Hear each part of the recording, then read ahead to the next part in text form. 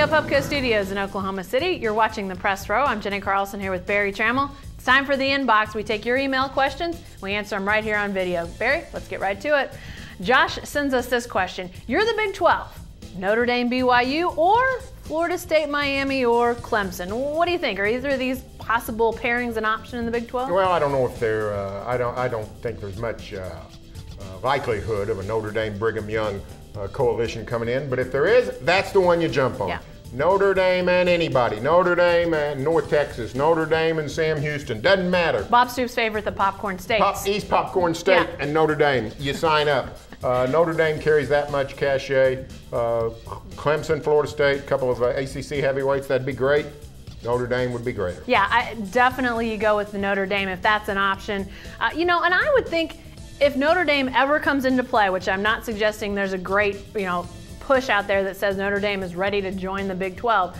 But I think you have to look more to the East and not have that far-flung West pairing. I mean, I think that's where, when you start talking about potential teams that could round out the Big 12 back into 12, I think you've got to look geographically a little bit. This whole mess with Florida State showing some interest or saying they're showing interest, I don't know if I'm buying that. It sounds good to try to wrangle some people and get some, things done maybe in the ACC, but I don't really see that happening. I see, a Louisville being way more possible for the Big 12 than any of the teams that we've currently got on that list, but I guess anything's possible.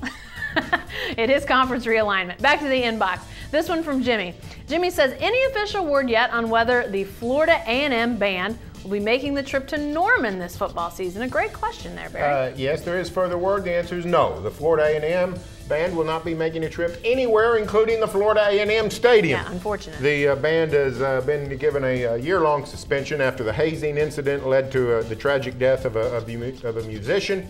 So no Florida A&M band. That was going to be one of the attractions. Anytime the Rattler band is world-renowned, but really in some flux now. May not see the season for a full year. So no Florida A&M band in Norman. Yeah, which I'm sure when they scheduled this game, when Oklahoma decided to bring Florida A&M in as a team that's not a marquee opponent, that was part of the deal, is you get the band. It's like scheduling Grambling potentially. You get their band more than likely to come and perform, and that's a draw beyond just the football.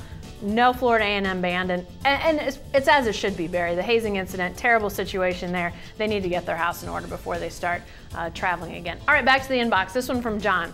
John said, very disappointed you gave so much ink to this guy, Artest. Barry, I think John's talking to you. There are so many better things to write about than giving this guy what he wants, and that's notoriety.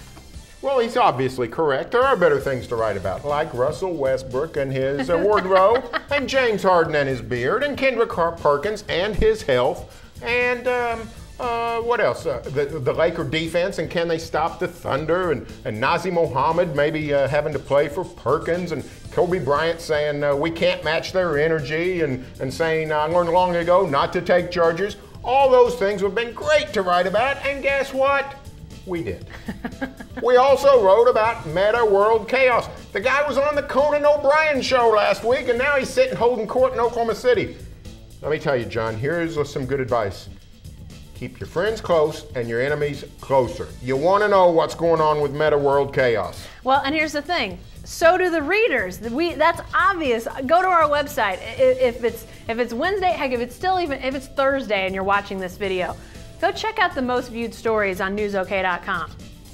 It's going to be what Ron Artest said, whether it's from the post-practice availability on Tuesday when he talked about wanting to make Barry the new coach of the Lakers, or take him out to dinner. You and Ron had a nice little conversation apparently. So whether it's that or what he said after game 2, doesn't matter. It's going to be one of the most highly viewed stories because people are curious and we like to give people what they want. All right, back to the inbox. This one from Aaron. Aaron says, Barkley thinks we still can't go all the way without a scoring big. However, isn't the dribble drive Oklahoma City does so well like having a big who can score? Interesting thought there. This is going to be a generational thing. You're not going to get this, but I don't think he's talking about Victoria Barkley. I think he's talking about Charles Barkley. Yeah. And here's the deal on Charles Barkley. He said something a long time ago, 6, 8 months ago, whenever it was, and he's riding that horse into the ditch, which is the Thunder's a jump shooting team. Well, the Thunder likes to shoot jump shots. They also attack the basket, and that's what Aaron is talking about. The Thunder drives the ball with Westbrook, with Harden, with Durant on quite a bit of the time. This is a team that gets a bunch of points in the paint. Not at the top of the NBA, but near the league leaders in points in the paint. The Thunder does score inside. They just don't do it with a 7-foot center and his back to the basket. Hey, by the way, I think Dallas won last year, right? Did they have a traditional center in the paint? I don't seem to remember that. I mean, yes, Dirk Nowitzki is 7 foot tall. He is a scoring big, but not in the way that Charles Barkley and a lot of other people have talked about Oklahoma City not having a scoring big. Dallas won anyway. They had a great defender in there in Tyson Chandler. Oklahoma City's got a couple great defenders in Kendrick Perkins and Serge Ibaka. It's not your traditional point guard who brings it up, calls out the play, throws it in, post to, backs somebody down, and it's not that style. It's different in the NBA now, and I think Dallas proved last year you can win with a different equation. You don't need to have a scoring big to win an NBA title. Be sure to stay with the best coverage team anywhere at newsok.com and every day in the Oklahoma.